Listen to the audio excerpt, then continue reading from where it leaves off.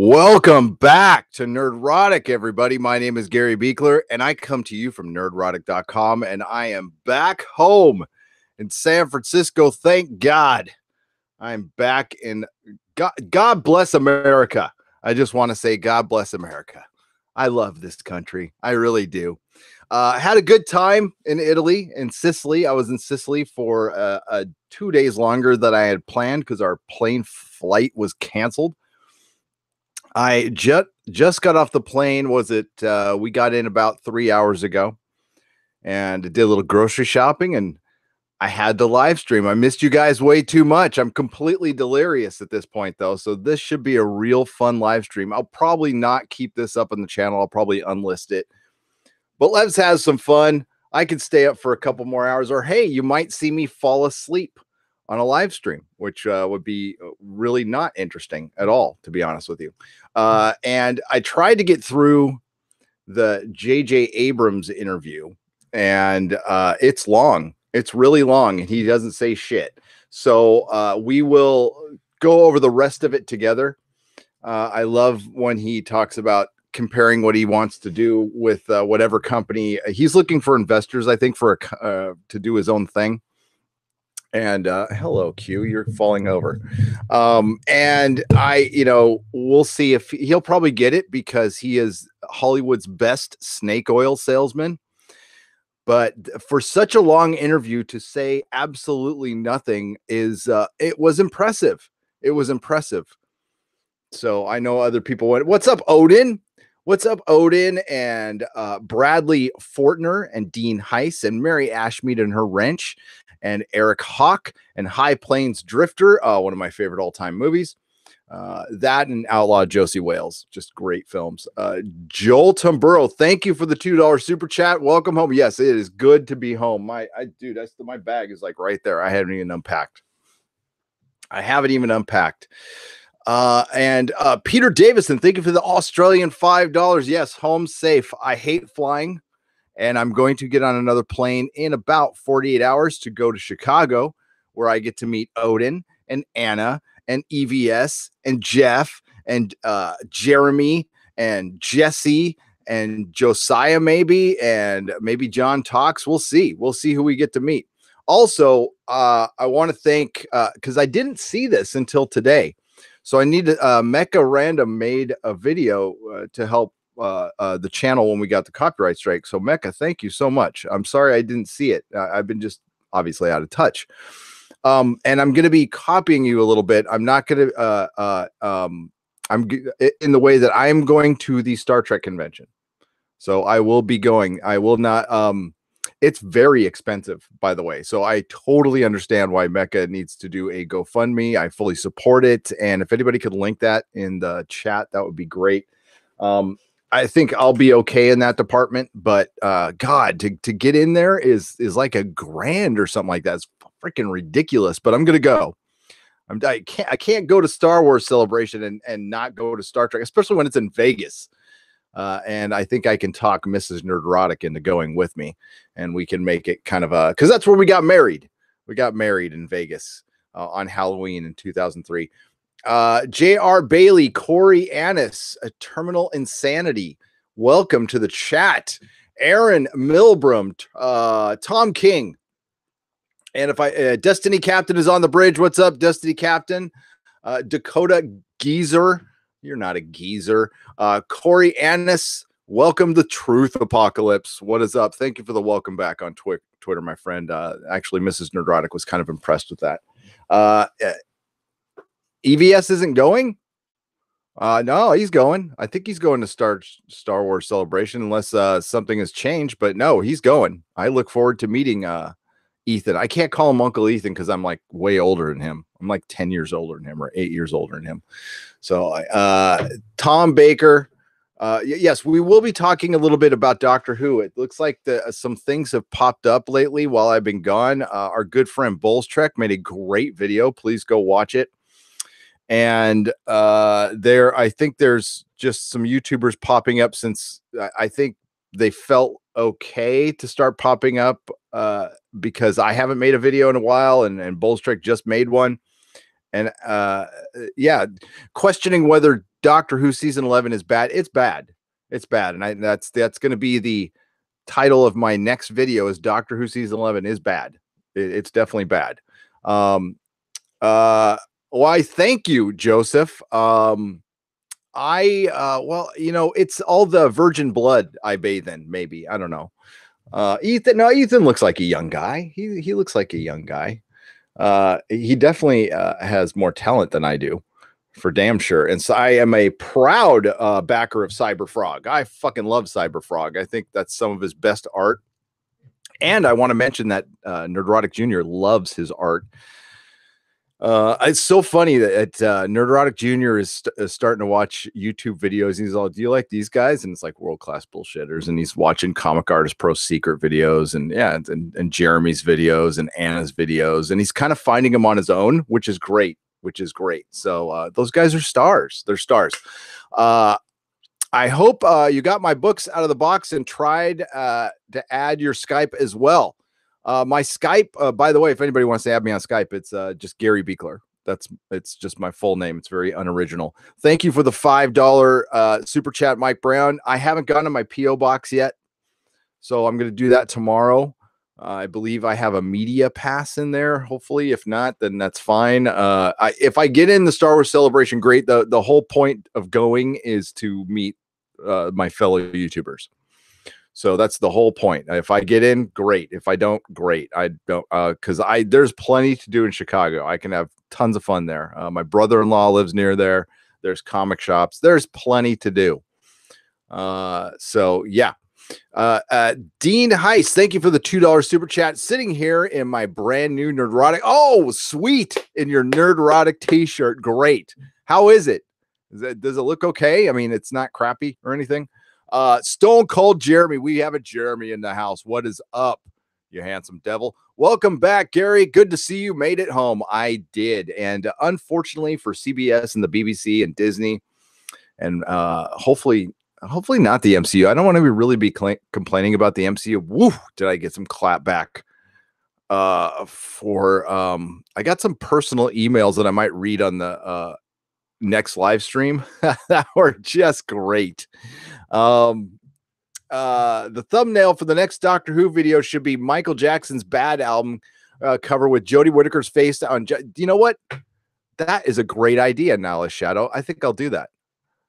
With one of her famous Jodie Whittaker facial expressions. Actually, YouTube wasn't letting me put up my thumbnail. Here, I'll show you guys what the thumbnail for this video is going to be. Let me get it up real quick. There it is. There it is. And we can open that up with Previewer. And here is what I don't know. There must be something not functioning right with YouTube. But there you go. That's the thumbnail for tonight's video. Yeah, just, I love that picture of JJ. Jar Jar Abrams. So he thinks he's pulled off episode 9. And this will be, if he does pull it off, and I'll freely admit, listen, I'm so checked out on Star Wars.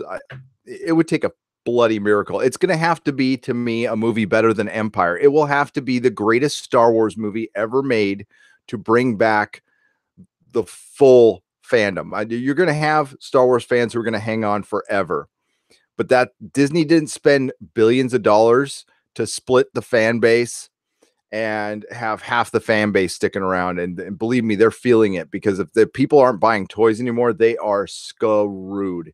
And I'm seeing Star Wars stuff and bargain stuff everywhere. As a matter of fact, I didn't take a picture of it at the grocery store. I went into to Daly City to get some bread and some milk. That I saw a big box, and there was like a cardboard box with a bunch of Star Wars books in it for like $5 each. So Star Wars has just become discount rack material now. In this third movie, who's going to, unless Harrison Ford comes back and they bring Han Solo back to life, I can't see it doing anything. Of course, it'll make its big money up front, but I don't see it. Yeah, and you're right. Wasted Minded. J.J. Abrams needs something to copy. He's one of the most unoriginal people out there, but he's so good at making it look original and making it look all shiny.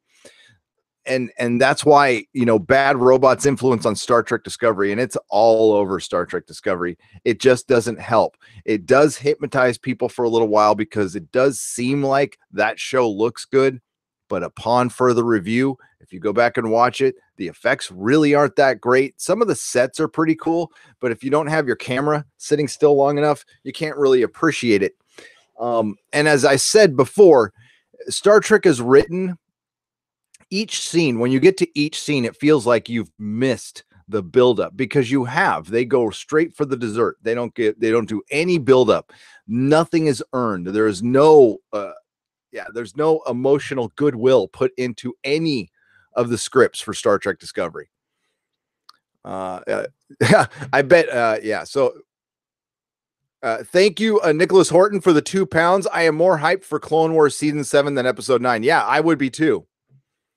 Tito George, you finished Doom Patrol. Is it done? I'm so out of, I have to still review. I'm probably not going to be able to review last week's Star Trek, so I'm just going to review Star Trek next week and talk about it in the next video. So the next couple of days I have some serious making up to do for the channel to get back into the algorithm groove. So I might do, believe it or not, I'm usually picky about what news articles I pick. I think I'm just going to do the quartering. I'm going to throw 4 videos up a day for a little while just to get back into the groove. Did you see the new photo of Spock without the beard? I did not. Let's see if I can find it. Let's see if I can find it, because that was a question I was going to bring up. Do you guys think they did the beard to be 25% different? I mean, it's just an open question out there. Let's see. Star Trek Discovery Spock without beard. Yeah, because it's his hairstyle that's, I mean, you know, far be it for me to criticize somebody with a beard, but yeah. And he definitely does not look like Spock. That looks, I love that they put a cruise ship behind it. That's pretty funny. Why did they put a cruise ship behind it? That's hilarious. Let's get to Screen Rant, which has been like just shiltastic lately. Yeah. Wow. He does not look like Spock at all. And I'll just use one of Mrs. Nerdrotic's terms. He has Spock has very thin lips. This looks like, he looks like cruise director Spock. He does. It appears that that's about to change via the image from the official Star Trek website. We're getting our first look at Ethan Peck's Spock in his Starfleet glory. And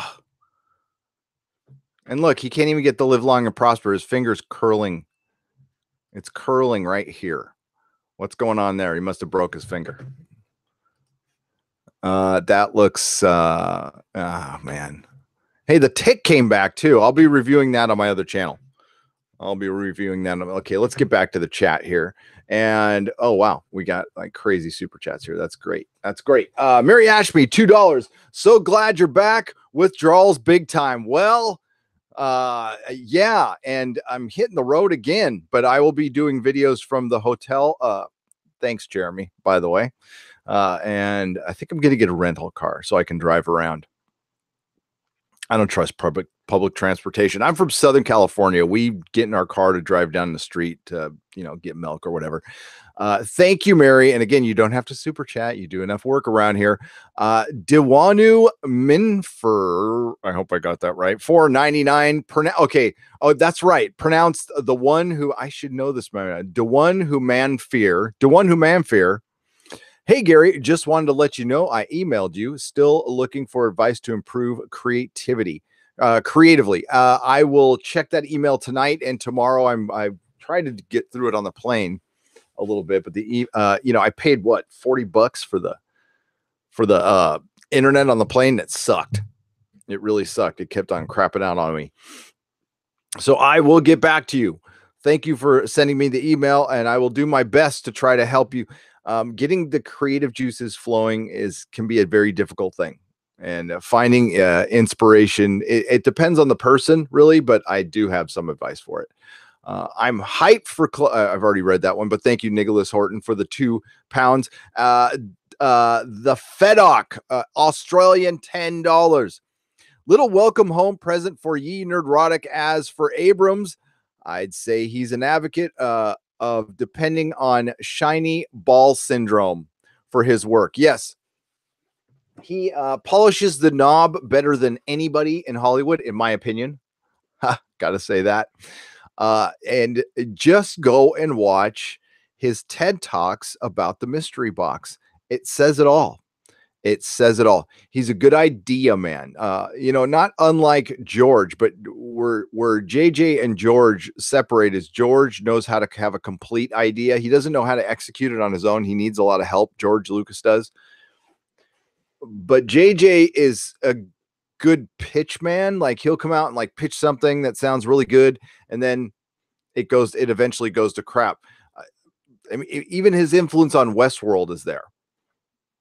And God, Westworld was a show that I loved season 1. I thought it was great until I saw season 2. David Button for Canadian $5. I no longer have any attachment to my Trek collectibles, and no one wants to buy it. Think a tube channel where I destroy them various ways would work. A YouTube channel? Yeah, actually it would. It would probably be, David, it would probably be extremely therapeutic to do that. They are completely screwing up the franchise, and man, it is hard to judge who has done more damage to their franchise. Has it been Doctor Who? Has it been Star Trek? Has it been Star Wars? I would argue right now, out of those 3, Star Wars has done the most damage, because they brought the original trio back, and then they didn't put them on screen together, and then they just destroyed the character of Luke Skywalker deliberately. It was a deliberate move. And yeah, I'm a little tired, so I'm going to have, putting words together might be a little hard for me right now, but I'll just cut to the chase with this. Kathleen Kennedy's politics came through. That was the priority. She's like, I don't care what you write about, but it's got to have this in it, and it's got to have that in it. And we need to really, I don't understand why Disney bought Marvel and bought Marvel and Star Wars to get the male audience into Disney again, because quite frankly, they didn't have the male audience, and that's why they bought these things. And then they started shunning the male audience again. And I think Hollywood generally sees the hero's journey as a tool of the patriarchy right now. I have no other explanation why you need to deconstruct all of your beloved heroes to your peril. I mean, like, why? You're just losing money. You're burning money at this point. So either they're getting some really bad advice from their trend analysts, or they just don't give a crap, and their political agendas matter more than making money. They just feel like, and in some cases, this is true. They feel like they can just throw anything on the screen and people will pay for it. I mean, Captain Marvel's a great example of, we'll just throw something on the screen. And, the question has to be asked, and I know I've been promising this video for a while, but I wanted to wait till I got home. Has Captain Marvel ruined the MCU for me? And the answer is yes. The answer is yes. I watched Infinity War on the plane on the way over, and I don't see it the same now. I don't. Captain Marvel has ruined, and I'm just speaking for me, it has ruined my experience for the MCU. Now, is it completely dusted, for lack of a better phrase? No. But has it hurt my complete enjoyment of it? Yes. Because, I mean, while none of the movies, like, there's a lot of imperfect movies within the MCU, none of them have really dragged me out of the story. And, even though I didn't like Wasp and Ant-Man, when I see Ant-Man and Paul Rudd, I'm still excited to see him as part of the Avengers. when I see Captain Marvel, when I saw that clip, all I did was just cringe. I was like, oh God. I mean, the only cringe moment for me in Infinity War was Shuri, who's the smartest person in the MCU now because they said so. She said something about, reconnecting Vision's brain to the Mind Stone, something equivalent to reversing the polarity. And I'm just like, oh, and then Banner goes, oh, I guess I didn't think of that. I'm like, oh boy, but that was it. And it was nothing. It was small. And honestly, that's what my expectations for Captain Marvel, I honestly didn't think it would be that bad. When I went into it, I thought I would come out of it going, like I did with the Black Panther. It's like, I didn't really like the marketing that much, but the movie turned out being okay. So, and it did well at Black Panthers, Wakanda being inserted into Infinity War worked. It worked. And they did it in a way where it worked. And it felt cohesive. Nothing about Brie Larson's Captain Marvel feels cohesive to the MCU at all. And yeah, so you just got a preview of my first video. Have you seen the Earth's Mightiest Heroes Captain Marvel, the Rookie Critic? Yes, I am a big fan of Avengers Earth's Mightiest Heroes cartoon. And guess who canceled that cartoon? Rookie Critic. And thank you for the $2 super chat. It's good to see you. Disney canceled that cartoon, and it was probably one of the better Marvel cartoons ever made. That and Spectacular Spider-Man, both of them were canceled when Disney bought Marvel. Tyler X2F01, Canadian $5. Who's excited for Rogue's origin story? I can't wait to see her put Brie Larson's character in a permanent coma. I can't either. And thank you again for the Canadian $5. Yeah, that would, if it's building up to that, then I might change my mind. Glad to see you streaming, says the Rookie Critic. Thank you for the $2. Good to see you, my friend.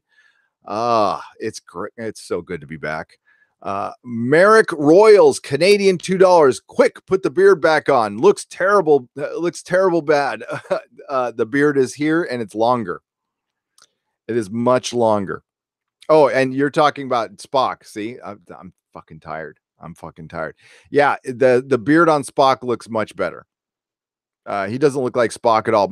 Maybe that's why they went with the beard, and maybe he just got the role because he's Gregory Peck's grandson or grand nephew. Joel Tumburo, thank you for the $2. Hey, Gary, sent you a SC about STD. I will look for it. I am way behind on my messages. I was running around Italy, which Sicily's a pretty cool country. It's a pretty cool country, but I feel like I've seen everything. I don't need to go back. And then the whole plane getting canceled thing sucked. That truly sucked in every way. Let's get back to the chat here. End of Endgame post scene. Carol is getting a drunk at a bar. Unseen chick walks up, says, "Hey, sugar," and grabs Captain Marvel's face. The end. Well, everybody's Zaphod 703. Everybody wants Carol to be a lesbian because that really matters in the MCU because we're going to see a superhero scissoring, I'm sure. Go watch Avi Kaplan's vid Change on the Rise. Your beard will grow 3 inches. Dakota Geezer, I will check it out. Oh man. Welcome home, Gary. Good to have you back. Just Mall, it is good to be back. I can't wait to start making videos and getting back to work. And I can't wait to go to Star Wars Celebration. This is going to be a blast. And I can't wait to get some sleep. But I have this theory. I don't know if it works or not. To fight jet lag, I just stay up for 24 hours and hopefully that resets the system. What's up, Comics Division? We got to do a Friday Night Tights. We'll have to figure it out. I'll be on the road, Comics, but we can probably still do one. Beardless Spock looks like he should be hanging with Gopher and Isaac, right? That's why I was like, what the hell is the cruise ship doing? Let's look at that picture again because it's pretty damn funny. It's pretty funny. There we go. And this is what people are referring to. Okay, if you're just getting here.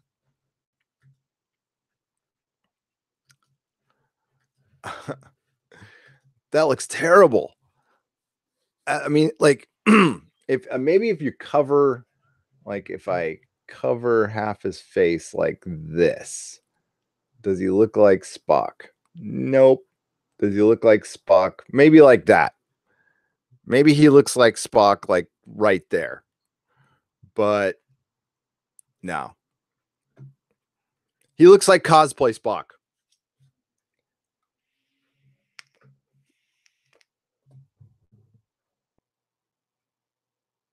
Oh, sorry. I was looking at that. There's like two things I'm way more interested there is Better Call Saul and the Tick. Let's get back to the super chats, then we'll get back to the chat. I'm really glad I got this burst of energy here. Did you enjoy your Doctor Who book? I got halfway through it, Peter Davison, and I am going to do a review of it on the other channel. Yes, I am enjoying it immensely, and it just reminds me of what good Who is, Peter. So thank you for the book. I really appreciate it, and that was the only thing I took with me to read. There. All right. So yeah, that's a bummer about your Trek collectibles, David Button.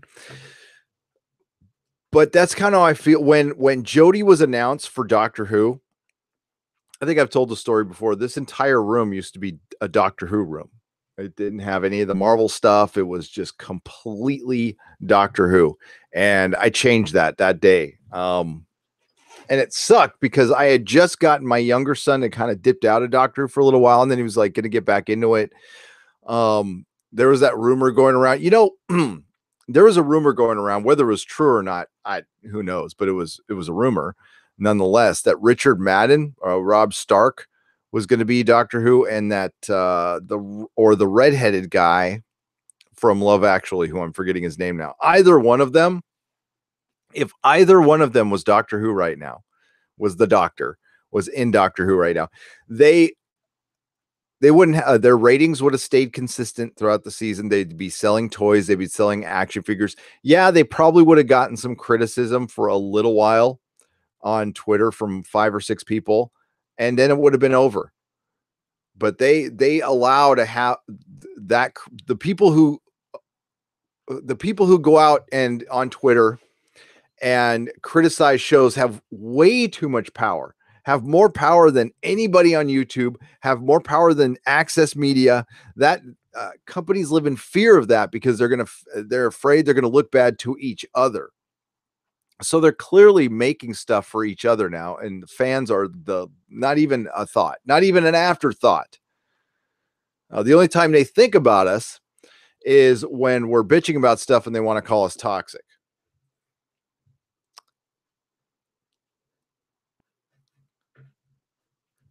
Digger John, $5. Glad you enjoyed my company of my country, not country of birth. But yeah, anywhere can only be visited so many times. I enjoyed it immensely. I only stayed on Sicily though, and 10 days was enough. I honestly, I'm kind of a homebody. I like staying at home, especially the channel was kind of kicking ass, and I considered not going at all. He looks more like Vorik from Voyager and Turok Tarek from the TNG. He looks like Tuvok more than he looks like Spock. I think Discovery Spot had a beard because Sarek's firstborn son Cybok has a beard. Maybe. I'm surprised they didn't bring him up, Robert Smith, at all. The thing about Vision's brain was creating something like 20 million individual neutrons and receptors, so he didn't need the Mind Stone, basically creating a human brain for a robot, which is probably what they're going to do. I feel like they were metaphorically killing off the old fan base for Star Wars when they did Luke like that. Montana Horseman, that's exactly what they were doing. And they got what happened was The Force Awakens did very well, and they actually thought it was because of the new characters and J.J. Abrams and the writing, and they didn't think it was because they got the original 3 back together. They actually thought it was because of them.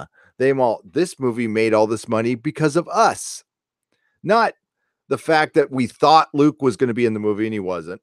The fact that Harrison Ford was playing Han Solo again, which was the biggest thing. I mean, because listen, late great Carrie Fisher, I love her. I was watching Austin Powers on the plane. She was in that. But it was Harrison Ford. Harrison Ford put playing Han Solo, put all those butts in the seats. It wasn't J.J. Abrams. It wasn't Kathleen Kennedy. It wasn't Rey. It wasn't Finn. It wasn't any of those. And it was just the Star Wars nostalgia is such a powerful thing. All that goodwill got built up and they felt like they could do whatever the hell they want. And boy, were they taught a lesson. And good for the fandom menace. Thank God for the fandom menace, because they're the one fandom that revolted and succeeded. We have tangible evidence that they succeeded. So, and people could deny it all they want. I don't care. Solo crashed and burned because it was a really boring, bad movie. Nobody wants to see anybody else play Han Solo. I don't, just like I don't want to see anybody else play Indiana Jones. They're not, even though Indiana Jones was created to be a Bond type of character, he's not, because of Harrison Ford. I think they vastly overestimated Star Wars mass appeal beyond the original 3 and Chewbacca and C-3PO. There is a huge fan base for the EU, and I totally respect that. But it's not the billions that they spent on Star Wars worth of fans. Just as Star Trek's hardcore fan base, the reason they went so different with Star Trek is because that hardcore fan base isn't enough people to them. And they're trying to make Star Trek something it isn't. Star Trek has got a finite fan base and always will have one, but it's guaranteed. I mean, it's hardcore. You won't make the massive billions that you potentially could have made with Star Wars, but you'll make millions consistently over the years if you don't F it up. But they effed it up pretty hard. The red crypto knight, $4.99 for Endgame. I just want Groot to come back, get the Infinity Gauntlet, and snap Captain Marvel out of existence. Welcome back, by the way. Thank you, Red Crypto Knight. I am glad to be back. And yes, I'm just naive. I thought Captain Marvel would have a little bit part. I thought she'd be in it for and maybe she will. She'll be in it for 5 minutes, but when I saw that clip where she's all, well, you didn't have me. And, maybe there'll be some factor where Thanos has to zap her out, but then that still makes her a factor. The fact that she's in this thing at all has ruined my experience. I'm not going to say it has ruined the movie. I'm just going to keep it to me. It has ruined my experience. Not completely, but, when I see her, I'm just gonna shake my head.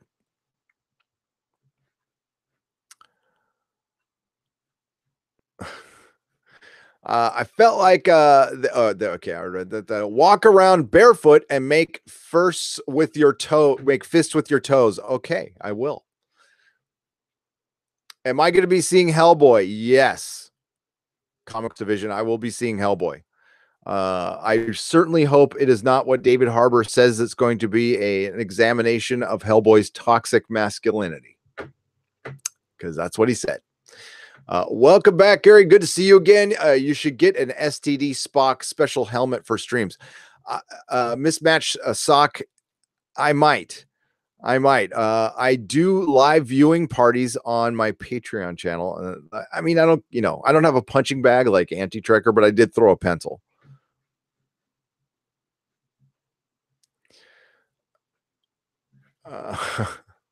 Sorry. I don't know if somebody already said this in a previous live stream, but Farscape is on Amazon Prime now. Unfortunately, it's only in stereo for some reason, though. How are the reviews coming? I am way behind, Kevin Bates, but now I can catch up because Farscape is on Amazon, and Farscape is excellent. Loquacious Primate says, "Hail, Gary, welcome back. Thank you. I am so glad to be back. I want a Deadpool post-credit scene," says Nala Shadow. I do too. Well, I want a Fantastic Four. Well, that's what I wanted in Infinity War, but we don't always get what we want. We don't always get what we want. What will be the next phase? What will the next phase of the MCU look like? Says Derek Raju, or ask Derek Raju for $2. Kevin Feige. That's what my last video was about. So when you see two articles from separate access media entities saying essentially the same thing, it is my belief that is Disney feeding them information to report on it. I think they're going to kind of go to the one-off story, probably a little bit what the DCEU is doing until they figure something out, because I think it is clear to them that Brie Larson will not be heading this ship. She is not a strong enough personality. She's not a likable enough actress to carry the MCU. Tom Holland doesn't belong to them completely, so it can't be Spider-Man. We're only going to probably get one more Guardians of the Galaxy at best. I think Chris Hemsworth is sticking around, but without RDJ and without Chris Evans, that's a huge loss. So I think they're going to do one-offs. And listen, the Eternals, and then it's going to be super woke Eternals. My hopes are not up on that one. I like the Eternals. I mean, they're okay. They haven't. The Kirby art was great. The story was, I liked it. It was okay, but it didn't rock my world. Yes, Comics Division has it right. It will look like the all new, all different Marvel. That's what the all new, all different Marvel was all about in the comics. The comics have now become basically pamphlets in the proving ground for the MCU, and where they can experiment. And we've seen the results of that experiment. Doesn't matter to them. Right now, I see the execs and the people running Disney right now going, well, it failed in the comics because comics are failing, but we'll do it right. So yeah, look for Riri. Riri's coming, and Kamala Khan, Kevin Feige said she's going to be in the Captain Marvel sequel. Unless, I don't know how they're going to work that out if the Captain Marvel sequel is indeed going to be set in the past, which it looks like it's going to be. And they're going to set more movies in the past, which means more retconning, because the MCU is so old now, it needs to be retconned. Dr. Forbin Colossus, $2. Welcome back. Thank you. It's good to be back. It is good to be back. Let's get up to the chat here. How was the flight, Gary? Did you find any creepy podcasts on an adequate wood grain MP3 player crammed in the magazine pocket? I did not, Vin Vega. I did leave my wireless headphones in the plane, though. I was kind of pissed about that, but I got over it. The flight was effing long. So yeah, I was at an airport day before yesterday for 8 hours while our plane got canceled. Then they drove us an hour away to the base of Mount Etna to a pretty posh hotel. Then they didn't feed us properly. And then they didn't get us to the airport, or they weren't going to get us to the airport in time. So we had to get our own transportation. Got on the plane, and it was 3 hours to Frankfurt, and then 11 hours from Frankfurt to San Francisco. I landed now 4 hours and 19 minutes ago. And I've been up for now 24 hours. We all know that Phase 4 Avengers will be a force. It will be, and they've talked about it. Brie Larson marched all the women from the MCU up to Kevin Feige's office before she shot a frame of anything. Apparently, she shot her Infinity War stuff before the Captain Marvel film. Thank you, Chris Persia, for the Canadian $2. I appreciate it. What did you think of the teaser trailer of the DC Joker, Robert Smith? That's a tough one because I thought the trailer was good. I actually thought it was good. But here's the deal. I don't know how that helps the character overall of the Joker. And I don't think that's an origin story we need to see. I don't really understand it. I don't really want to see a Joker solo movie. The trailer looked fine though, and I guess it could be a good Elseworlds movie. I would think DC would try to make there's about 9 or 10 films I could think of that they would make ahead of that. But the trailer was fine. I love Joaquin Phoenix. But yeah, he does look like Nurkish. He's got Nurkish makeup. Brie wore lipstick before she fully understood the character, says Perth Comics. That's probably true. Have you seen The Leftovers or Killing Eve? I have seen The Leftovers and I kind of liked it, and I have not seen Killing Eve.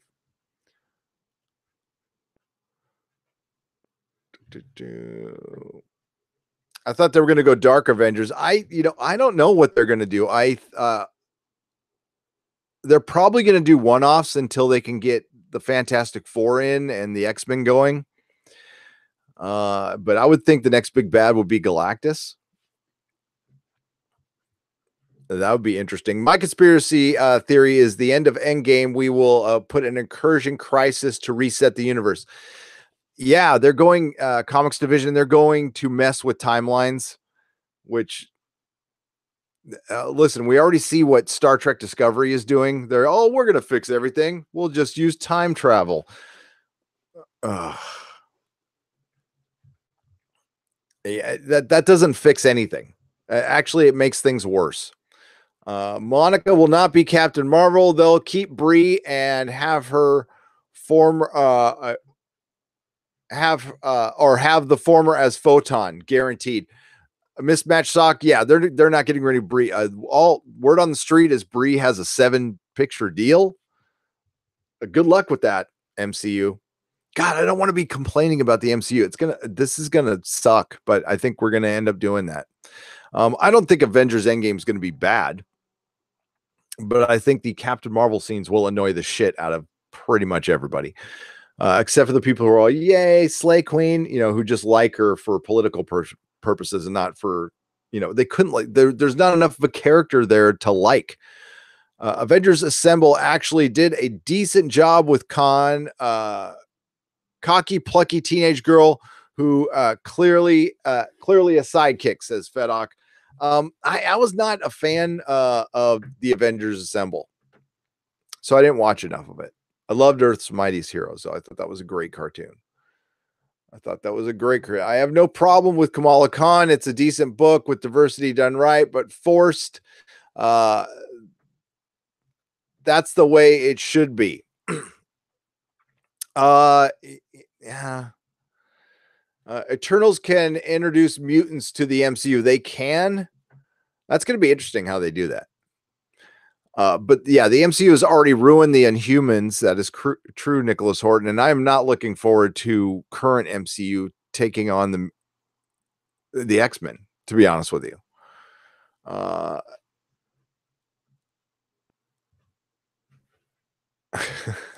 can't read that. Captain Marvel is the new villain, and all the Horde promotional material is designed to make the fans have her character before going into a villain. Okay, get to know the character before she's a villain, becomes a villain. I wish, Jason Hart, but we know that's not true. But I wish. I have $20 that her ass goes away before Captain Marvel 2. Maybe. I mean, listen, they're gonna back. I was just reading half of that J.J. Abrams movie interview for Star Wars, and nobody's gonna come out and say, "Listen, I'm not too sure about this one." They're all gonna come out going, "Everything's great. Brie is great. She's wonderful." They had to consider, or maybe they don't, and maybe they just look at that box office number and go, "Yeah, she's fine," and not consider at all that this was placed in between Avengers Infinity War and Avengers Endgame. Yeah, that's why I was shocked to see that one article actually bring it up. I was like, wow, somebody actually brought that up. Darth uh, Scipio, I wish they would do the real Defenders with Namor, Doctor Strange, and the Hulk. Brie is cheesy. Okay, getting back to why do you think the MCU? Why do you think the MCU would want to set more movies in the past? Is it a timeline thing? Because I think the average age of the audience is old enough to bank on nostalgia. It is, and they have a lot of stuff to mine from the MCU. It just looks like they want to go to the modern stuff because Disney bought this stuff. My conspiracy theory is Disney wants to create their characters, have their characters firmly planted in the MCU and in Star Wars. They want their characters. So there's no rights issues, there's no connection to the past, and it can just be Disney Marvel and Disney Star Wars. Retro is very trendy. So is Agenda. And that's basically what this is. And I don't, Disney seems to have forgotten that they don't make the trends, they react to them. Hollywood is downstream from trends. They don't create them, but that seems to be changing. And they want to force stuff on us and continue. I've just never seen this before. I mean, it's pop culture runs in cycles. And I've never really seen big companies try to force characters on people and try to guilt people into watching. I mean, like, and it's happening with everything we've got right now. Maybe fan films are the future. Yeah, maybe independent features. Well, I just think that it might be a time for indie stuff to shine, which doesn't bode well for genre because that's usually expensive. Stephen Walton says, I'm writing a book on this. It's called The Fandom Menace. Somebody needs to write a book on this. They certainly do. I'm here. Let's see if I can pull up this J.J. Abrams interview. I'm not going to read it all. But it is pretty damn long. Where'd it go?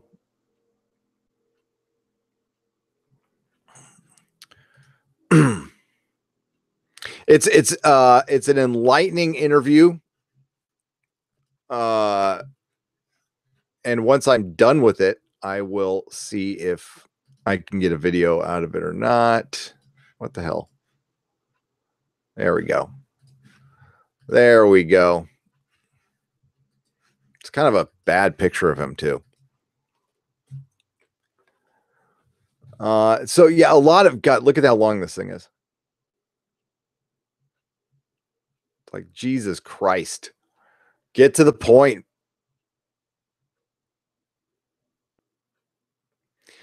But he mentions Tesla in here, and so the part I got through, and I don't know what he's talking about with Apple, is he wants to start. I guess he wants to do his own company, and he's been amazed. He's been given all these resources, and he's gotten used to them.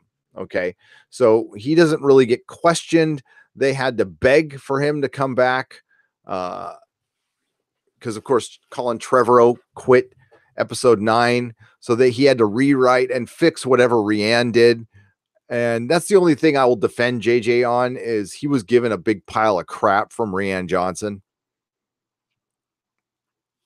But it seems like, again, he kind of made this up as he goes, as he went on episode 9, which is interesting.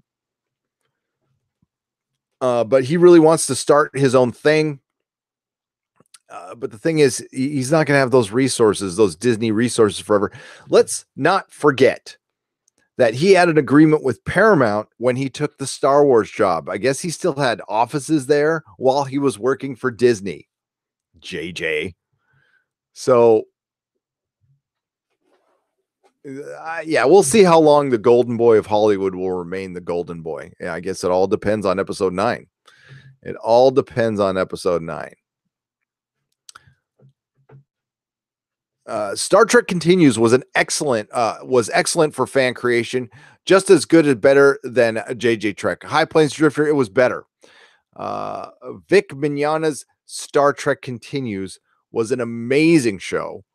I don't know what led up to it. I got to read up on it and stuff, but I've watched the episodes, and the sets look freaking great.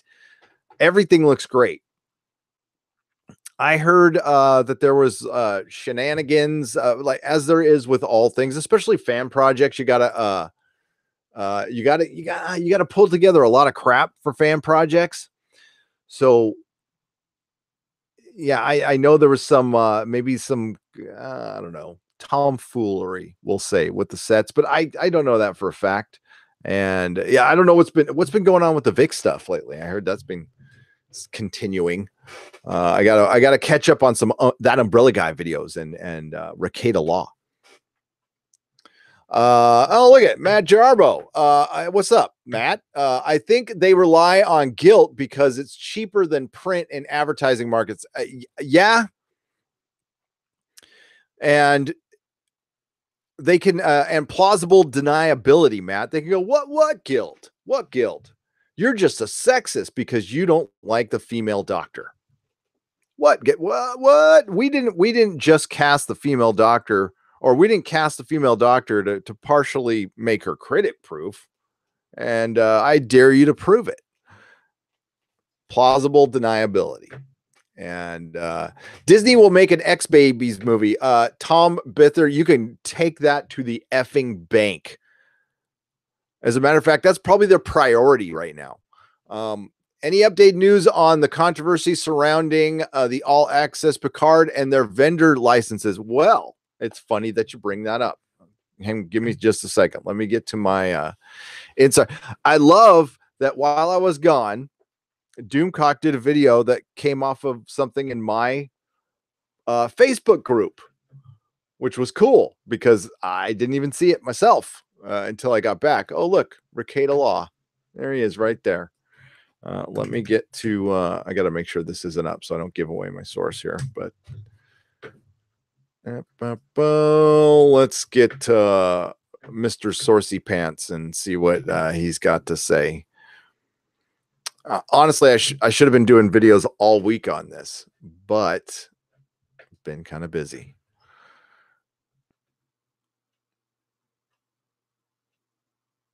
All right, I'll just read this raw. I'm gonna try to go up.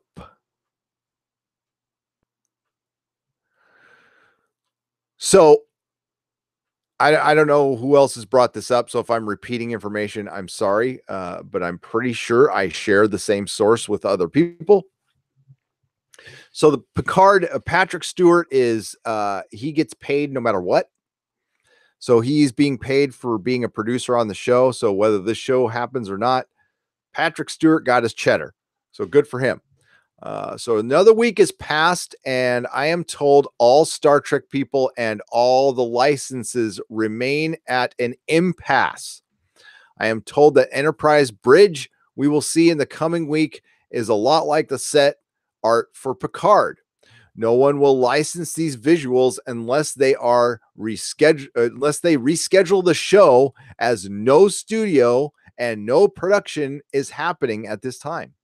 Means CBS will not proceed without these people on board. We shall keep watching. So right now, the licensees, as Doomcock and others reported, aren't paying for. They're not going to flip for this show because nobody will buy this crap. Nobody's watching it on All Access. And I was at the airport when this happened, but this reminds me a lot of a show called Winona Earp, which I don't watch, but it somehow won People's Choice Awards for best science fiction show over The Expanse, which is a goddamn joke. So I think it's fixed. But this is Winona Earp is a female-led show, and it's got a lot of representation in it. So I don't think Sci-Fi wanted to be seen canceling the show, even though it doesn't have funding. It is an IDW property, and we all know that IDW is in all kinds of trouble right now. and IDW doesn't have money to pay for the show, although Sci-Fi gave it the green light for a 4th and 5th season, but they're not paying for any of it. So yeah, we'll let you show the show on our network, but you need to find somebody to pay for it. And it currently, season 4 does not have any funding, and that's the last I've heard of it. Maybe a similar situation can happen with Star Trek Discovery unless Netflix comes in or CBS just pays for it themselves. You can definitely see the drop in quality as far as budget in season 2. They're repeating sets. Now, last week's episode looked better than probably the previous 3, but who knows what order they shot them in. Let me I'm trying to skim this a little bit. Okay. Kurtzman. And this is what many of us have predicted, that Kurtzman might get promoted out of the building. You know, failing upward is a Hollywood thing. Anybody who's ever worked there for a minute knows that, you know, if you're incompetent, you're going to keep your job, or you're a really good kiss ass. Kurtzman could be announced as gone as early as next week, Friday, as the finale is next week on Thursday. Maybe Sunday, as CBS likes to drop it, but the markets will go mad. So Friday would be best. Probably talking about stock market. Behind the scenes right now, the future of this franchise is being decided in one way or another, and the most strong force on our side is the licensees will not support any of New Trek, as they cannot give it away. What you leave behind gets released to backers on April 25th. That's cool. It is possible the real issue is Picard. So the Picard series, I can't see them not doing it. This is just my opinion. I like, if that would be the biggest black eye for CBS. They have to go through with this. And they're going to probably have to put their own money if licensees won't get. I can't believe you wouldn't get a unless they're. I mean, are they really going to? Now again, I've been gone. So did it get confirmed that Picard is going to be in Section 31? That's freaking terrible. And CBS were interested in the film. So they're filming it in LA so they can keep an eye on them, because I guess they were up to some major shenanigans in Toronto. Was that what they were? I think they were filming in the same studio than The Expanse, but none of that Expanse goodness rubbed off on them at all.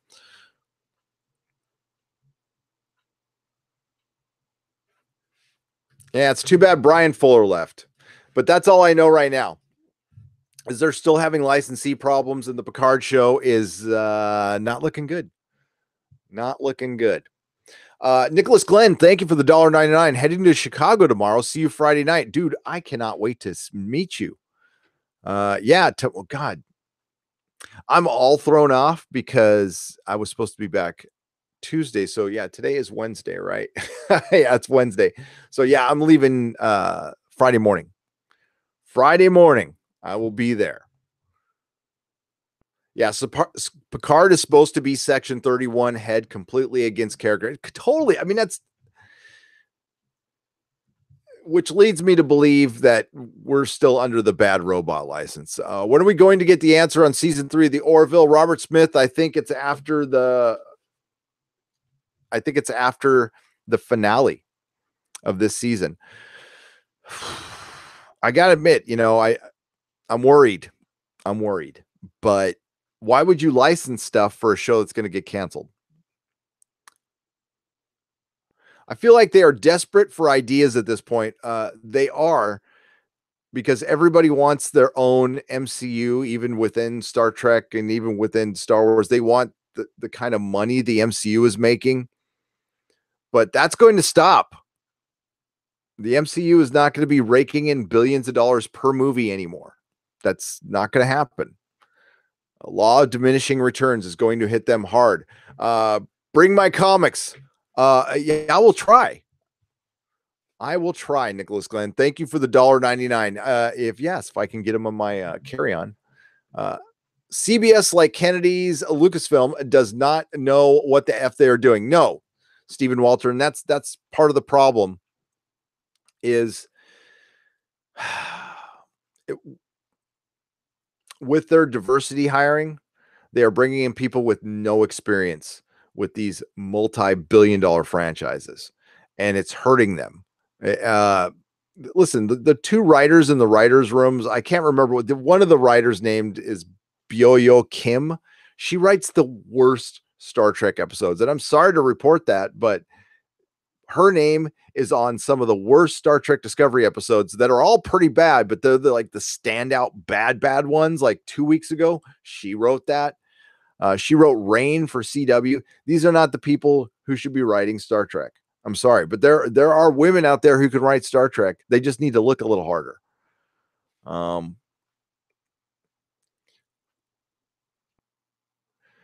Yeah.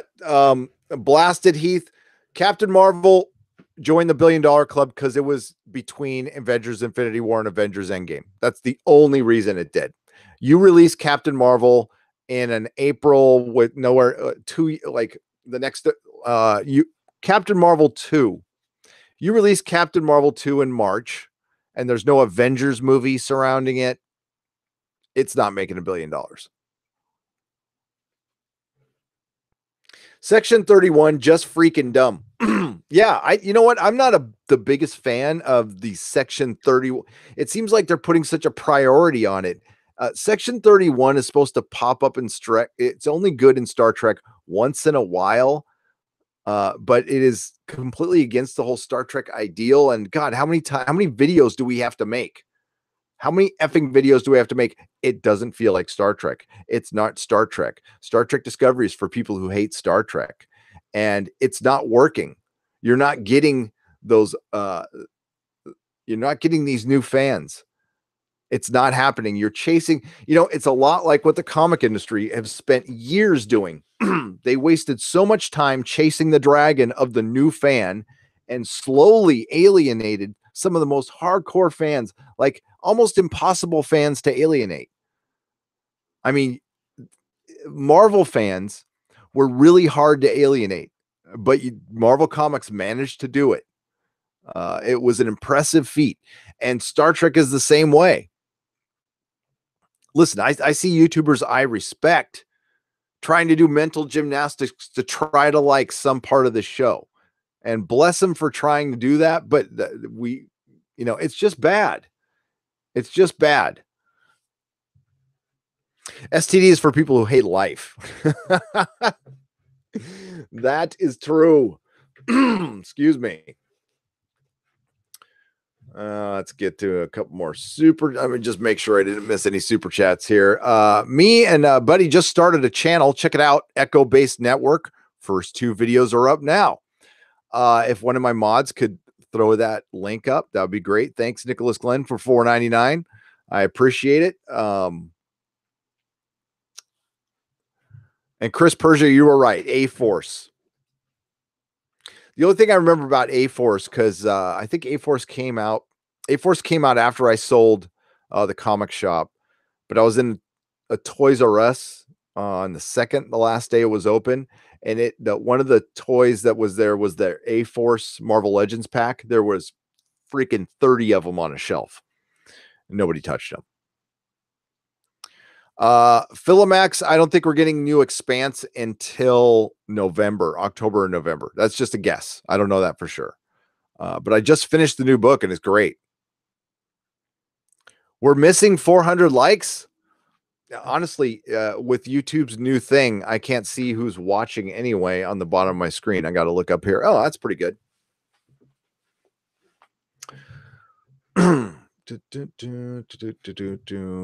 Considering I didn't announce this at all.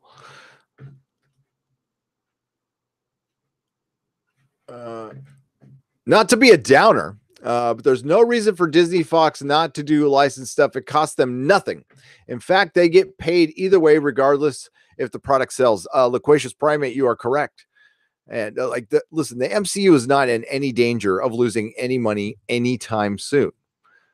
But what we're seeing is we're seeing the first chinks in the armor, the first dents in the armor.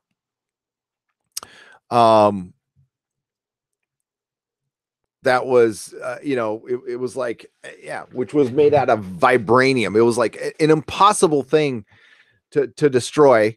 And they've managed to, listen, again, if Captain Marvel's a one-off, fine, whatever. I mean, I'll still bitch about it, but it's a one-off. And if they get back into normal Marvel stuff,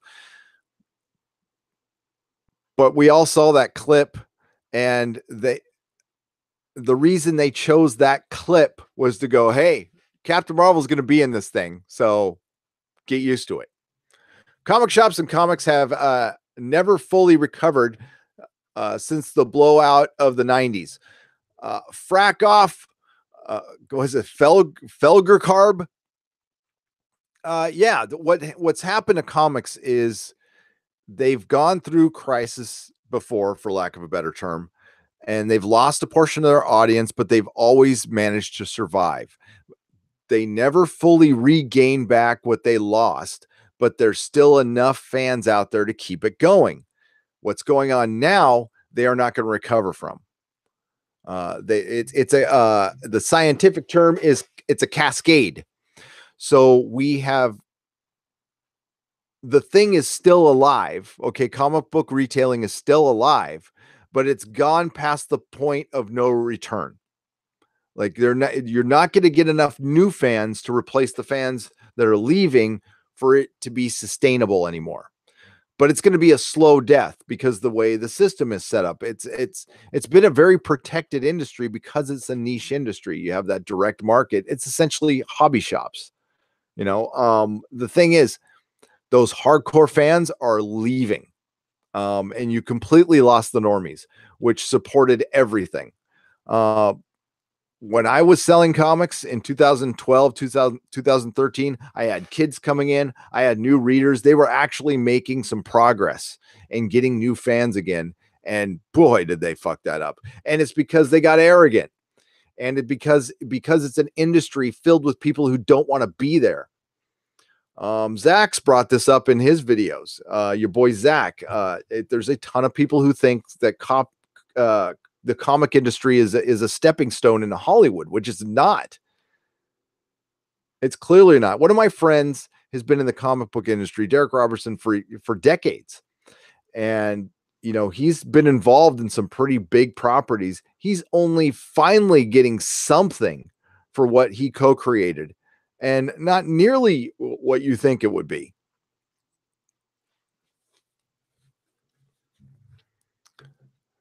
Opinion, please. Does Section 31 eventually become the basis of the Borg? God, I hope not. If that's the Borg origin, that's stupid.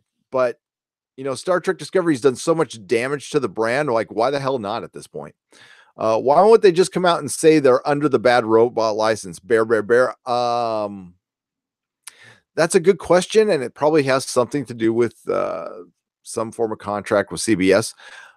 From Variety, after 7 days of playback, the Seth MacFarlane sci-fi comedy Orville grew by 133%, jumping from a 0.6 rating to a 1.4 in delayed viewing.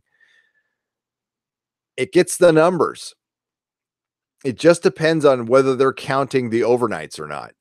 Section 31 worked well in Enterprise because they were just starting to explore and were still afraid of what was out there. Yeah.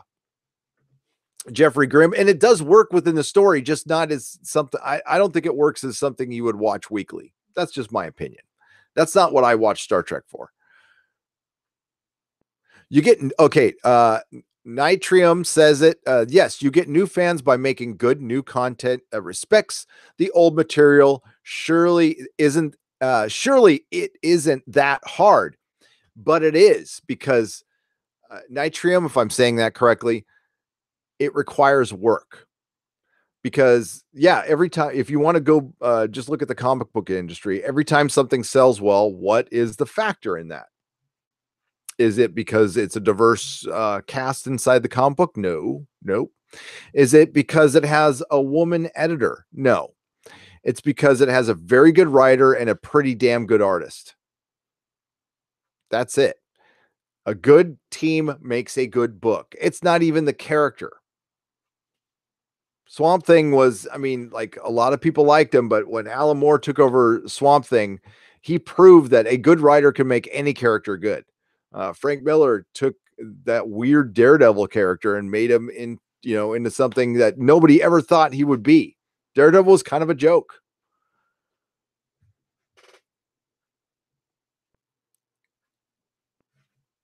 Discovery Section 31 isn't even the same Section 31 from the real Star Trek. Kurtzman has a hard on for Section 31, and he doesn't even understand what Section 31 is. No, he doesn't understand what anything is in Star Trek. If you go back to my Blu-ray review video, he talks about his first experience with Star Trek was seeing it on the television at his friend's house. So either Alex Kurtzman, the guy who's running didn't have a television, which I'm sure he did, but his only experience, that's like somebody running the MCU and they who went to somebody's house and read a few of their friends' comics when they were over there. That's how much they were into. Star Trek requires your showrunner to be somebody who is a Trekker or a Trekkie, period. End of story. And there's no shortage of that in Hollywood. There's a YouTuber out there who's got a show called Space Command that he's trying to get up, named Mark Zickery. Put him in charge.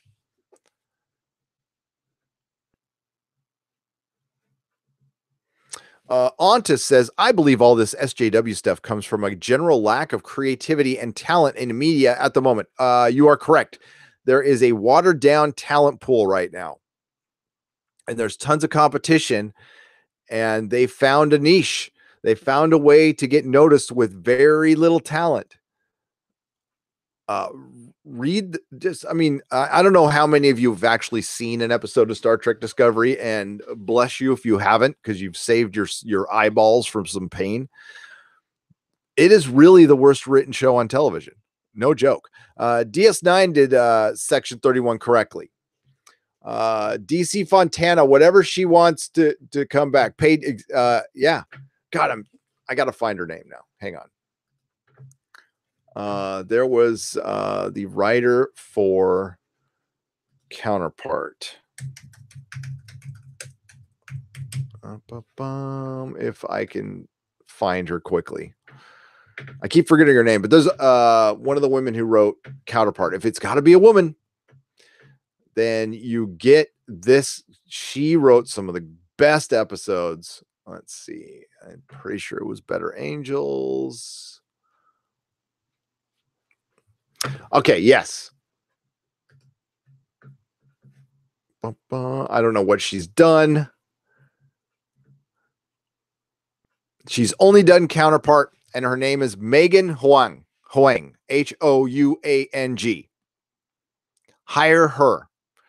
She co-wrote some of the best Counterpart episodes. I'm sure she's out there somewhere. If it's got to be a woman, which that shouldn't matter. It should just be if you're talented or not, but that doesn't seem to matter in Hollywood anymore. Manic Boy Productions, Canadian $2. Welcome back. Long live the wall figures. Yes.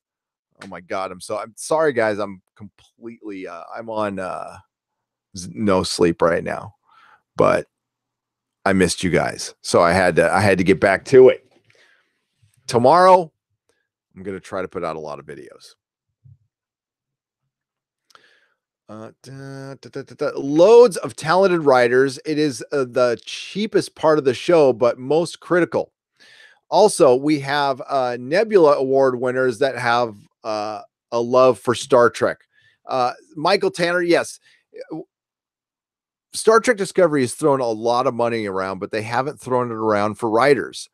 And they started out with a good writer. Now I've had, everybody listen, Brian Fuller is not perfect, but he would have been much better for running Star Trek than, and listen, they tried to throw him under the bus, but it turns out like, he only had they took his basic concepts, but as far as Michael Burnham being like the first officer and stuff, that's all post Fuller stuff, and that's according to my source. Ronald D. Moore is busy making his own show. Besides, I'm still mad about Generations. Yeah, I'm a little mad about Generations too. I try to not think about that. Tech Guy, did you see the leaks about Endgame plot? Everything, everywhere channel. Big leaks, Captain Marvel stuff may change. Hang on, but not sure. I should watch it. Yeah, I'm not sure I should either. I don't want to get spoiled. I really don't. I might be causing myself some clicks, but I don't want to spoil anything for Avengers, good or bad. You should be watching The Tick on Amazon Prime. Dr. Venkman, I fully plan on interviewing The Tick on my other channel this weekend from the hotel room. Working on my Kirby. Thank you for the $1.99 super chat. Dr. Venkman, it's good to see you here. And Tech Guy, thank you for the $5 super chat. Manic Boy Productions, thank you for the Canadian $2 super chat. Time Traveler Registered Trademark, Australian $2. Working on my Kirby homage animated series, Pulp. I want to see it. And Ontos, thank you for the, is it Ontos? Do I say it like that? Thank you for the €4.99 euros, or is it pounds? Super chats. I'm not sure. I've got some euros in my wallet that I forgot to exchange. I'll do it at Chicago. And Nicholas Glenn, I don't know if anybody linked your channel in there, but I hope somebody does. I love Scotch. Scotchity Scotch. What's up, Ford? Thank you for the $4.99 super chat. No question. Michael Smith says, Gary, I missed you. Good to see you. Good to see you too, Michael. I missed you guys. Yeah, I guess there's been a bunch of Endgame leaks, but just go to Comic Book Cast 2. I'm sure he's thrown up 500 theories this morning. Worst Mary Sue, Ray versus Michael Burnham. Who do you got?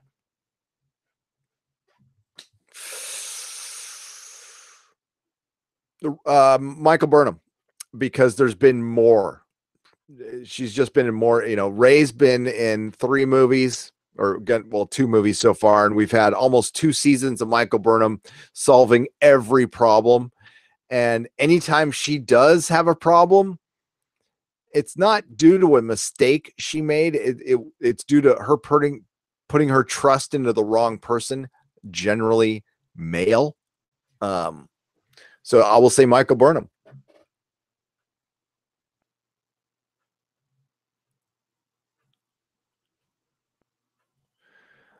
Tenu Recluse. Yeah, but all those talented writers cost money. These hacks don't want to spend good money. They don't. But they'll spend it on special effects and crappy Klingon makeup. And honestly, I don't know what the hell they spent Doctor Who money on. The effects weren't good. The sets weren't good. They barely showed the TARDIS. It was less episodes. It was really boring. And when it wasn't beating you over the head with politics, it was, it was dumb. It was just, oh, God. See, I'm probably going to change my mind when Doctor Who season 12 comes out, and it's just going to be more of the same. I'm probably going to spurg out on that pretty hard. Joel Tumburo, $5. Remember the Voy episode, Voyager episode, Tinker, Tenor, Dr. Spy. Every episode of STD is like one of the daydreams, except Burnham is the part of the Doctor.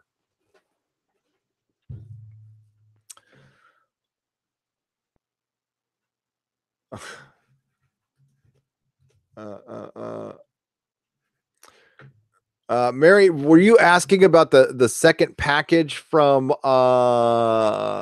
Patreon? I just got back. Mary. I haven't even slept yet.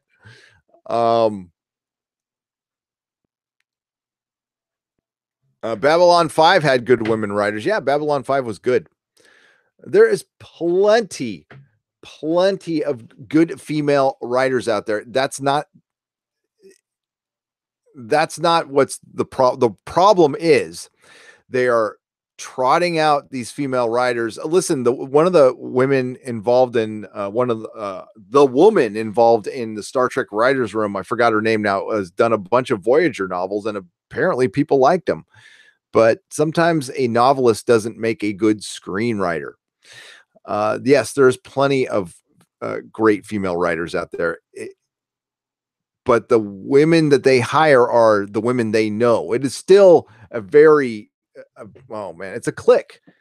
Writing for television is a giant click. So it is who you know. So we're not getting the best talent on our favorite franchises.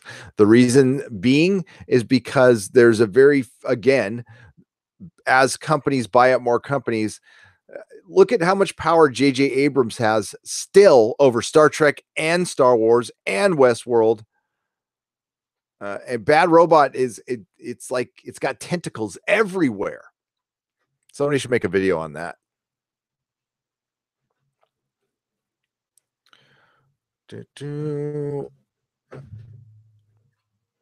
Sorry for the silence here. I'm going up and double checking everything. All right. I'm going to see if I can find it. What's up, Rebecca Gold? How's it going? BSG 2003 had 2 women writers. Yeah. Lord of the Rings had a female writers. It's my all-time favorite trilogy. Philippa Boyens. Come on. They're out there. It's not I've never ever said, and none of us have said, this is about women. It's about trotting out women, saying, look, we hired women and they're writing, so you can't criticize them because of what we spoke about before, and what Matt talked about was the guilt factor. And for those of us who are calling it out, and there was a time where, listen, it's getting easier to call this stuff out because it's just the bullshit has gotten that thick. And the more they present, and listen, it's indefensible when your product is crap. All right. So if Doctor Who season 11 was good, that would shut a lot of people up. If you simply made it good, you can, there's a way to put, Battlestar Galactica put tons of politics in their show, but it was still good. So people shut up about it. People were pissed about Starbuck being female. People shut up about it because they like Katie Sackhoff. I heard a rumor that Jody and Chris were definitely leaving season 12. Any ideas, please? Peter Davison. I was actually going to bring that up. So I did a video. God, that was one of the first ones that really, when the channel started taking off, was the Starburst article that has never been refuted to this day. Nobody said anything contrary to that. It is my belief, Jody, Chris Chibnall's definitely leaving after the next season. He was not enjoying it. And I think the only reason they kept him around was having that 1-year delay, which kills your show. What do my knuckles say? They say, here, I'll show you.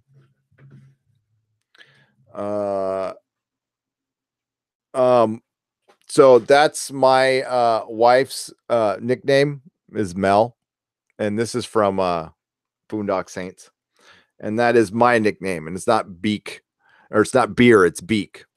So my nickname for my entire life,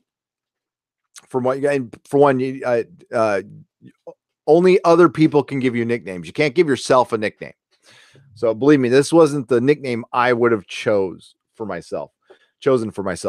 But my last name is Beekler, so all my friends when I was a kid called me Beak, to the point where people like throughout high school and stuff did not know my name was Gary at all.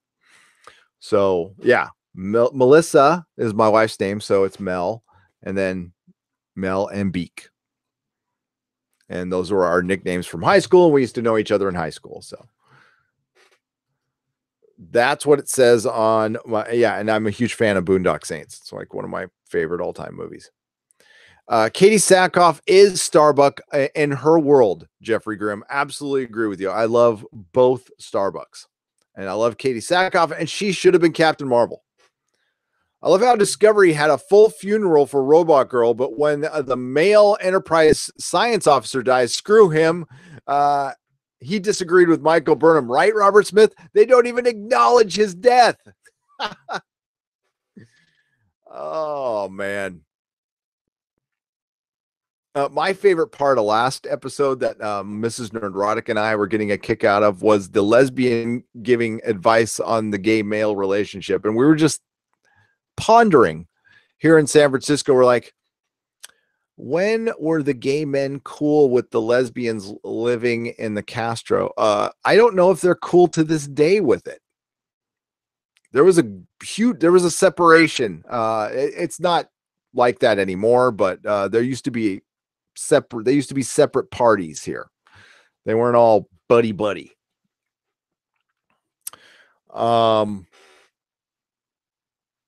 Did you like the Metal Batman comic series? I was confused the whole time, to be honest. Lee Jack, I liked it. It was as an Elseworlds fun thing. I thought it was true to its title. It was very metal. It was very let's go bonkers. Wait, hang on a second. So there's either a skunk walking outside my window or our neighbor is enjoying a little bit of the sticky icky right now, which is okay. It's perfectly legal here in California, but it's now coming into my room. So hang on just a second. I'm going to turn my camera off so you don't get a crotch shot and close my window. There we go. Okay. Hashtag no crotch shots. That's Patreon only. Beakrotic, yes. Fondle the finger or fondle the like button or fondle whatever you want. There's Brian Smart. What's up, buddy? How's it going? Welcome back. The prob is writer's right on spur of the moment. Nothing is plotted or planned ahead to make continuity. Brian, it is so astute that you brought that up, because if I can find that J.J. Abrams, in that J.J. Abrams interview, that's what he talks about. And it looks like that's what they did with episode 9 again. So many of you probably know that The Force Awakens was kind of done on the fly. But there are movies that have done well, that have done that. So Jon Favreau's first Iron Man movie did not have a completed script, and they just kind of wrote it as they went, and it works. Sometimes that absolutely works. If you have a plot, you have an actor who's extremely talented at ad-libbing.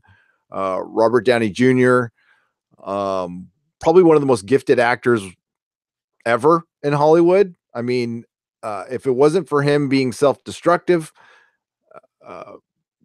his career is still great. And honestly, I don't think he has this career without his great redemption story. That's why I love RDJ.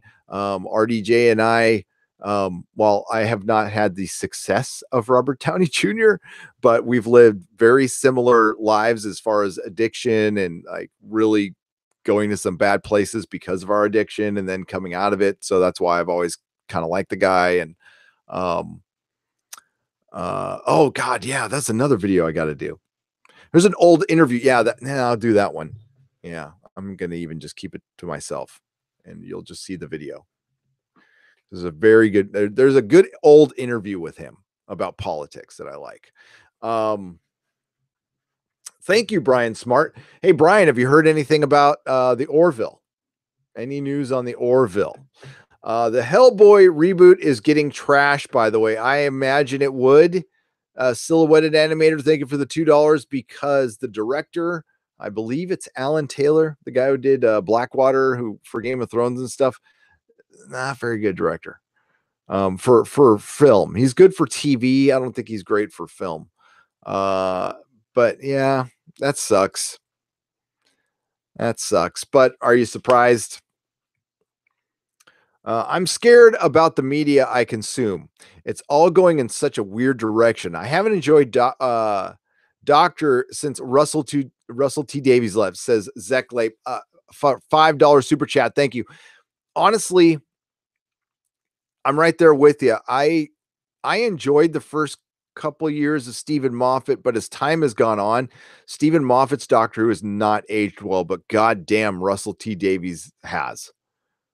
It's absolute classic. I mean, damn, to tell you, during season 5 of Doctor Who, I was still saying that Stephen Moffat was a superior writer to Russell T Davies. I was completely wrong now that things have panned out. And Russell T Davies, you know what he's good at? If you're getting in the Doctor Who, definitely watch his era. I would, especially for new Who fans, I wouldn't like have them, although I prefer like the Baker era. I think that's even probably, I don't know, Baker's, yeah, the entire Tom Baker. There's a good sweet spot for Doctor Who, and for me, it's a huge one. It's like from third Doctor to fifth Doctor. I think that's just the absolute sweet spot for Doctor Who. But if you haven't gotten the series and you want to get into it, start with Chris Eccleston, and you can pretty much end with David Tennant. That's another sweet spot it had. But what Russell T Davies did was he knew how to finish. His payoffs were excellent. He didn't have the intricate plots like well, not in everything. In some stuff he did, like Moffat did. Moffat was Mystery Box, and I didn't realize it until much later. Moffat is J.J. Abrams. He's good at setting stuff up, but he's like the king of the red herring. Russell T Davies just did good guys versus bad guys, and he knew how to write the Daleks. And that shows, I think that's proof of a talented writer by taking our famous, salt and pepper shakers and making them evil and making them badass and funny. And that's what he did. Yeah, I have way more respect for RTD now than I did before, and it's too bad. I bet you if he would have was able to take on Torchwood without doing Doctor Who at the same time, it'd have probably been much better. And listen, even Chibs did some good work on Torchwood. I can admit that, but I think that's more. That's why he shouldn't be writing Doctor Who. It's maybe he's just better at the dark stuff. Doctor Who can have elements of dark, but it's not supposed to be overall dark at all. All out of bubblegum, $5. Welcome back home, Gary, my brother from another mother. Welcome. Well, thank you.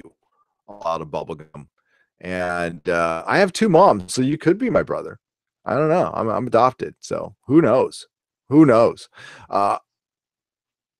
Yeah. So I think they're Jodie and Chris are done after season 12. Yeah, I truly do. Montana Horseman, $5. We're glad to see you back in the YouTube world. Welcome home and carry on. I miss you guys. I'll be honest. The channel has taken a bit of it was like the channel was cooking, like not Anna from that Star Wars girl cooking, but cooking nonetheless. And it's kind of stopped now because I was gone. But I plan to change that.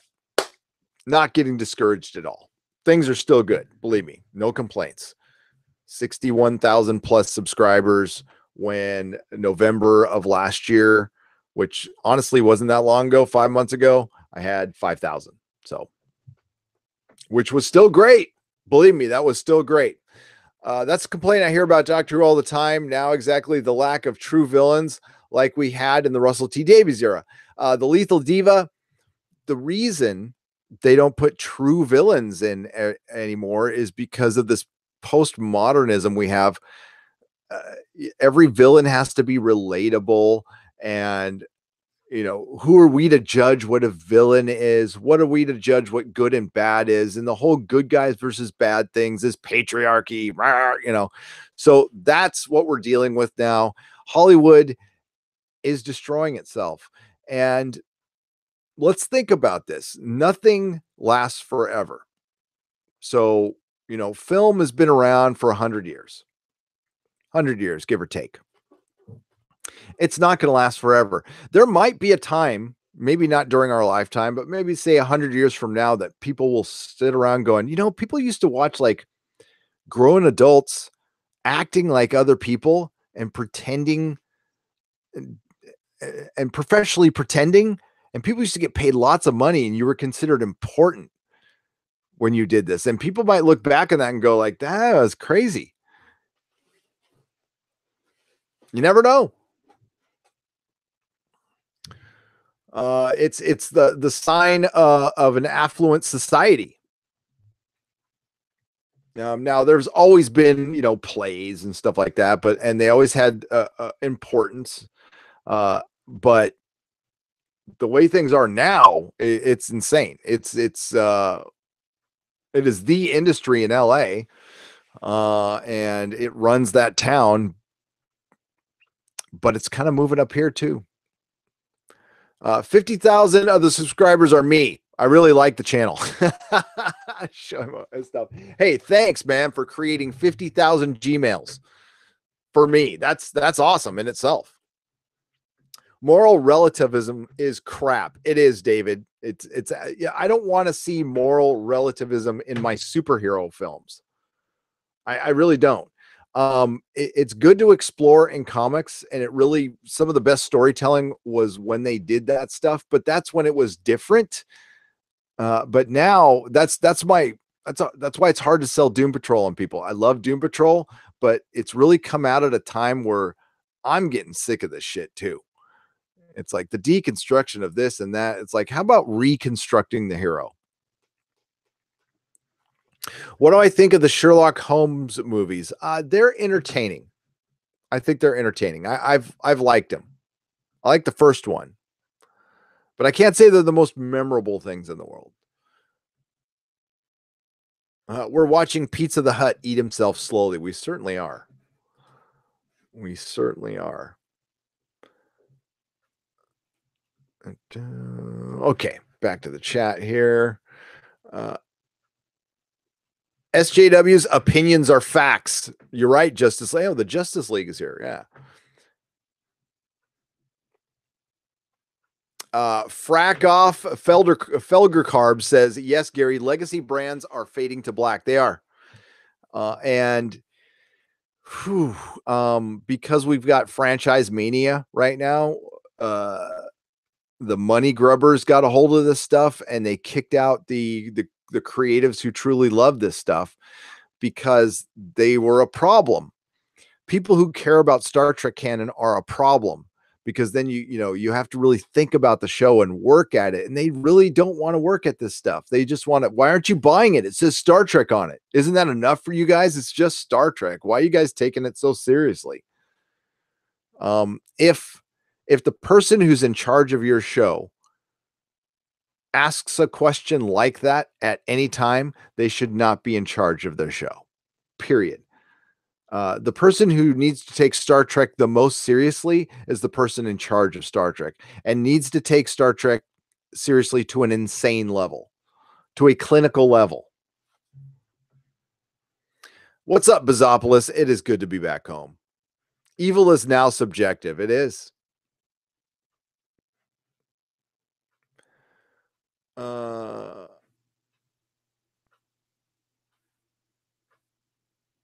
So the title, to talk about my title of my live stream, is for obvious reasons, is the inserting of oh my god, ADHD, dyslexia, dyspraxia. These terms were applying to kids, which kids have always been like this. My kid has dyspraxia. It's really,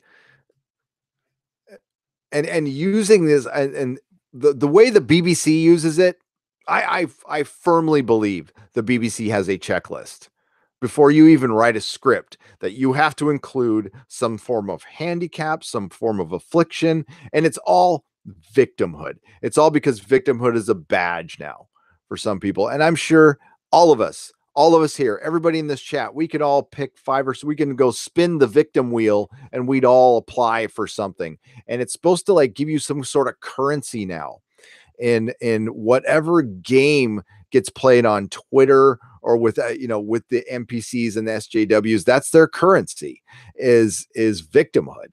And now we're seeing like Spock with dyslexia is obviously lamer than a character named Ryan with dyspraxia. I can understand that. I don't know how that adds to the story though, that he overcomes that. But then it makes the doctor a complete selfish biatch because she's taking a companion out who has coordination problems. He is going to die. So most of the companions are in danger anyway, but if you purposely take one who has coordination problems so he can overcome it and ride a bicycle, I mean, it just makes Doctor Who. I mean, Doctor Who's a silly show. It's supposed to be a silly show, but like your suspension of disbelief with Doctor Who is supposed to be a little, we'll just say, a little. Suspension of disbelief is something that Doctor Who relies on heavily, and you just got to be okay with a lot more stuff than you would like in Star Trek. But the dyspraxia thing is like, why are we showing an adult male not able to ride a bike? Is it that necessary to ride a bike? Do you need to? I'm glad he learned, but I don't know what that added to a Doctor Who story. I don't know what that had to do with anything. And then Spock's dyslexia made it possible for him to be contacted by the Red Angel. Yeah, true story. If you didn't watch the show, it was Spock's dyslexia. Unbelievable.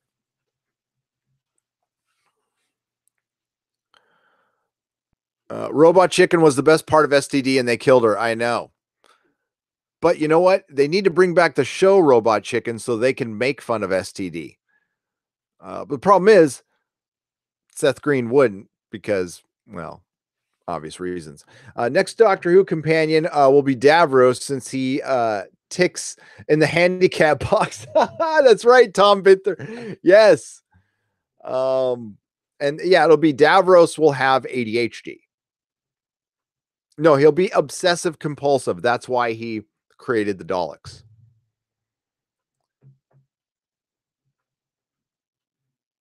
Gary, do you think the Beeb will pick up Discovery for reruns like all the other Star Trek? Yes.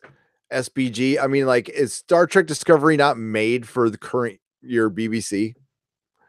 But I don't think they can. I think the way it's structured that, well, apparently Netflix isn't going to pick up Star Trek Discovery for season 3. So maybe all bets are off for season 3. Who knows? Alls I know is if you have a Star Trek show and you're hitting season 3 and you don't have any merchandise yet, what's the point of having a Star Trek show? Because the whole reason you sell it to investors is it's got a following, but they also make a bunch of toys and ships and stuff that they make a lot of money off of until now. Unless they make a Discovery with a like, where's my Spore Drive playset? We can have Stamets and Dr. Calder with kissing action or something. Mofo climbed a ladder. He's the real hero. Necrofax. Thank you for the $1.99. He climbed a ladder. Thoughts on Preacher ending with season 4? Not surprised. Kind of a bummer.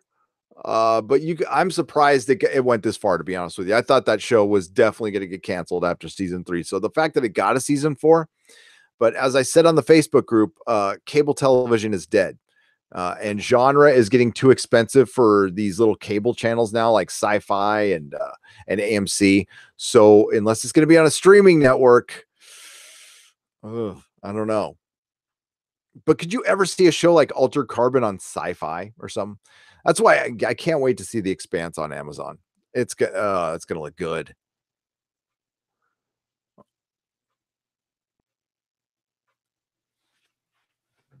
That's right. Avenger 2 to Mark Lazarth. I've said the same thing about Colin Baker and Jodie Whittaker and Doctor Who YouTube channel. Baker has been vindicated. He has. He loves Jodie Whittaker. Too many. You're right. Too many streaming networks are popping up. That's going to bottom out. The thing is, there's that's for CBS and Disney. Streaming has to work. It's they have no option, or they're going to have to work with somebody else. And that means they're not the big boys or girls on the block anymore. I've seen Deadly Class, TJ Time Bomb. It's pretty good. It's pretty good. Mrs. Nerdrotic loves it. I am more of a fan of Doom Patrol and Umbrella Academy.